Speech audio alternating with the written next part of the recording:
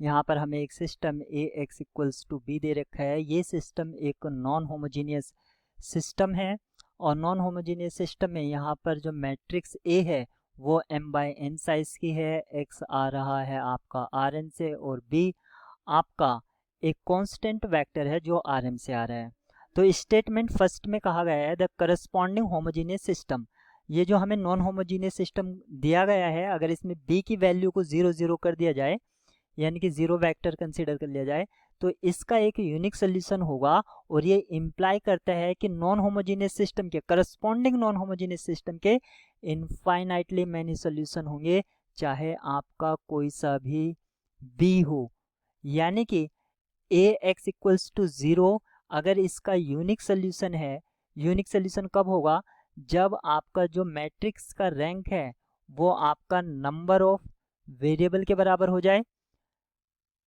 इसका अगर unique solution है तो वो कह रहा है कि A X equals to B, इसके इनफाइनाइटली मैनी सोल्यूशन होंगे, कोई भी बी आप चाहे लीजिए।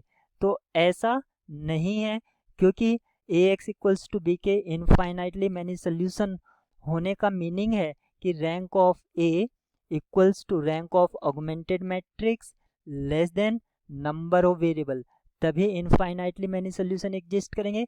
यहाँ पर आप देख सकते हैं नंबर ऑफ वेरिएबल से लेस है, और पहली वाली जो स्टेटमेंट है इम्प्लाइज से पहले वो कह रही है कि equals to number of variable rank.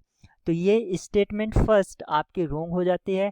ऐसे ही स्टेटमेंट सेकंड में कहा है the corresponding homogeneous system A x has non zero solution.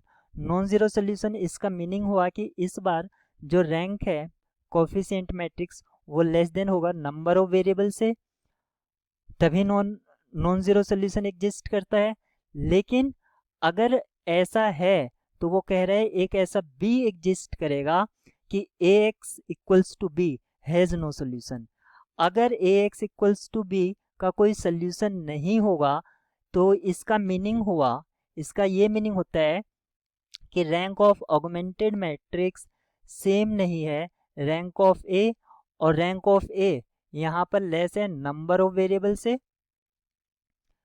क्योंकि वो कह रहा है कि होमोजीनियस सिस्टम का नॉन जीरो सोल्यूशन एग्जिस्ट करता है। तो अगर ये इम्प्लाई करता है कि नॉन जीरो जो सोल्यूशन है वो ऑगमेंटेड मैट्रिक्स यानी कि नॉन होमोजीनियस सिस्टम के लिए ऐसा भी नहीं एग्जिस्ट करेगा, जबकि ऐसा करना चाहिए। अगर ऐसा करता है, ऐसा भी एग्जिस्ट करता है, तो इसमें क्या होगा कि ऑगमेंटेड मैट्रिक्स और कोफिशिएंट मैट्रिक्स तभी रैंक बराबर आएंगी। और यहाँ पर क्योंकि नॉन होमोजीनियस के लिए हो जाएगा number of less than number of variable. कोई भी ऑगमेंटेड यानी कि नॉन होमोजीनियस सिस्टम का सोल्यूशन तभी एग्जिस्ट करता है जो कांस्टेंट मैट्रिक्स बी, जो कांस्टेंट वेक्टर बी होता है वो आपका कॉलम स्पेस में बिलोंग करना चाहिए। किसमें? कॉलम स्पेस में। और यहाँ एक तरह से वो कह रहे हैं कि बी जो है कॉलम स्पेस में नहीं होना चाहिए। हैज नो सोल्यूशन का मीनिंग है कि वो कॉलम स्पेस में नहीं होना चाहिए। इसलिए यहाँ पर दोनों ही स्टेटमेंट रॉन्ग है, आपका ऑप्शन डी करेक्ट होगा।